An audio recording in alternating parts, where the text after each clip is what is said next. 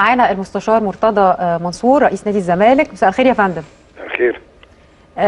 احنا سمعنا يا فندم انه او قرأنا انه كان في اشتباكات. صدقت يا ابني بالله؟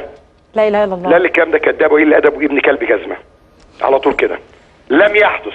وانا ليا حساب مع الاستاذ محمد ناجي شحاته المستشار اللي عمال يلف القنوات يقول مرتضى جاب بلطجيه. اقسم بالله انا عايز اسالك سؤال، هو الانتخابات دي كانت في صحراء ولا كان في رئيس لجنه وجوه رئيس اللجنه ضباط جيش وضباط شرطه؟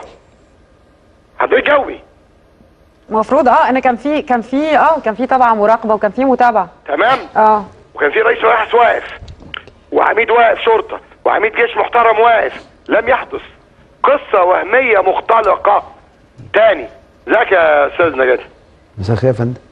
ازيك يا داليا؟ مساء الخير. اهلا يا دكتور المستشار. اسوأ شيء في الدنيا بقينا هنا في المجتمع اللي احنا فيه الكذب وترويج الكذب. بقول لك تاني اقسم بالله انا واقف امبارح بتكلم مع القنوات الفضائيه بقول لهم بكلم الشباب اللي مش عايز يطلع، بكلم الشباب المتقاعس اللي بيقول ايه للقنوات ما بقولش انتخب فلان. انا راجل قانون وراجل كنت عضو مجلس شعب واعرف القانون كويس واعرف ان في الصمت الانتخابي ممنوع حد يتكلم واعرف ان انا رئيس نادي الزمالك باكتساح دورتين وعضو مجلس اداره وعضو مجلس شعب. عمري ما قلت البني ادم انتخبني هقف اقول له انتخب فلان ازاي يعني؟ انما قله الادب السفاله الاحتكاك اللي عايز يشتهر. بقول لك تاني اقسم بالله لا احتكاك. الو. طيب حضرتك سامع يا فندم؟ كده سامعين. اتفضل يا فندم. لا احتكاك ولا خناقه ولا مشاجره. انا فوجئت بواحد جاي بيقول لي هو حضرتك بتتكلم ليه؟ قلت له بتكلم مع البرامج. بقول لي الشباب انزل انا حر. تمام؟ يروح يعمل بقى محضر في الاسم يعمل. انا بسال سؤال، اللجنه دي كانت في الصحراء ولا كانت في مدرسه؟ طب يعني هو يا سياده المستشار في بلاغ اصلا ولا اصلا ما فيش بلاغ؟ ولا يعني ولا اعرف اصلا. هو الاستاذ محمد ناجي حتى لف على كل القنوات يقول مرتضى منصور. واحد ابلغ ان مرتضى منصور جاب بلطجيه. مرتضى منصور يا محمد بيه يا ناجي شحاته يا مستشار يا محترم يا اللي كان مستشار قبل ما حضرتك كنت تبقى مستشار مش هيجيب بلطجيه يخش الجان عشان الناس ما تنتخبش ابنه. حضرتك دور على المرشح اللي داخل ب 50 بلطجي معاه ودي جردات. انا راجل محترم يا محمد بيه.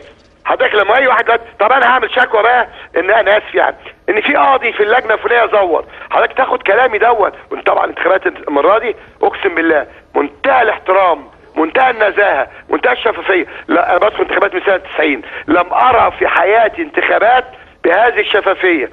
وده محترمين على في اللجان. الامناء السر كان زمان امناء السر على فكره بيحاولوا يزوروا. ضباط شرطه وجيش منتهى الاحترام. ضباط عساكر جيش وشرطه منتهى الاحترام. انما لما تيجي قناه تسالني في الحوش انا ما اجاوبش يعني ما اقولش رايي. طيب ممكن بس سياده المستشار عشان الناس تفهم اللي اصلا مش فاهمين الواقع ليه هيحصل اصلا اتهام ضد حضرتك؟ يعني ايه سبب المشكله؟ بقول لك حضرتك عيل حضرتك مش مصدقاني اقفلي. هو حضرتك بتحاكميني؟ ما انا ممكن ما اردش عليك اصلا. بقول لك اقسم بالله ما حصل. انا بسال حضرتك على فكره انا ما حكمتش حاجه بقول لحضرتك عشان الناس اللي مش فاهمه هو مجرد سؤال على فكره. وعلى العموم انا بشكر حضرتك وضحت وجهه نظرك. شكرا جزيلا. كاذبه مكذوبه. الست لميس حديد عماله تردد فيها كل 5 دقايق تردد فيها ما حصلتش يا فندم. تاني سؤالي واضح. اللجنه دي مش كان فيها عميد شرطه وعميد جيش؟ اللجنه دي مش كان فيها رئيس مجلس العجوزه؟